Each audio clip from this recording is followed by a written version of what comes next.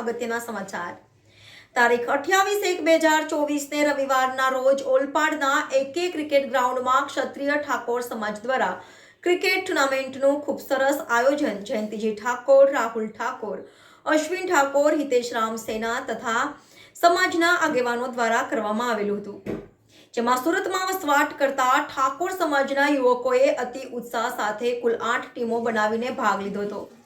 ટુર્નામેન્ટની final Bajrang 11 તથા king 11 Katargam વચ્ચે રમાઈ હતી। બજરંગ 11ના ખેલાડીઓ દ્વારા ખૂબ સરસ પ્રદર્શન કરીને સિઝન 4નો ખિતાબ પોતાના નામે કર્યો હતો। તેમણે સતત ચોથી વાર ખિતાબ જીત્યો હતો।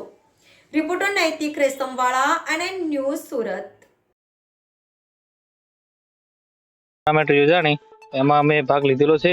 તેમાં અમને ખૂબ સારો રમતગમતમાં ઉત્સાહ જોવા મળી રહ્યો છે। જેવા કે મારા હિતેશભાઈ પણ સારા ફોર્મમાં છે અને જયંતિભાઈ, અમૃતભાઈ અને આપણો જો ઠાકોર સમાજ। આ ટુર્નામેન્ટનું કેટલા વર્ષથી આયોજન કરવામાં આવે છે?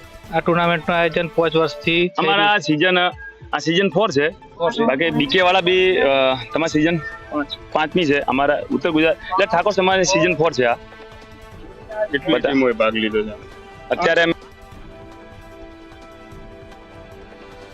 મિત્રો, અત્યારે ઓલપાડ ખાતે ક્ષત્રિય ઠાકોર સમાજની ટુર્નામેન્ટનું આયોજન, આ ચોથી મેચનું આયોજન ચોથી સિઝનનું આયોજન કર્યું છે, જેમાં આયોજકો સરસ મજાનું આયોજન કરેલું છે અત્યારે, અને 8 ટીમોએ ભાગ લીધો છે। અને અત્યારે હાલ ત્રીજી મેચ ચાલી રહી છે, એ પણ બહુ સરસ પ્રગતિમાં ચાલુ રહી છે।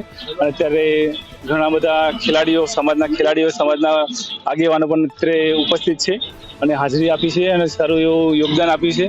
અને ધન્યવાદ આપું છું આપણા આયોજકોને કે સરસ મજાનું આયોજન કર્યું અને સમાજને એકઠા ભેગા કરવાનું બેડું ઝડપ્યું છે। તો બધા ખેલાડીઓ સાથે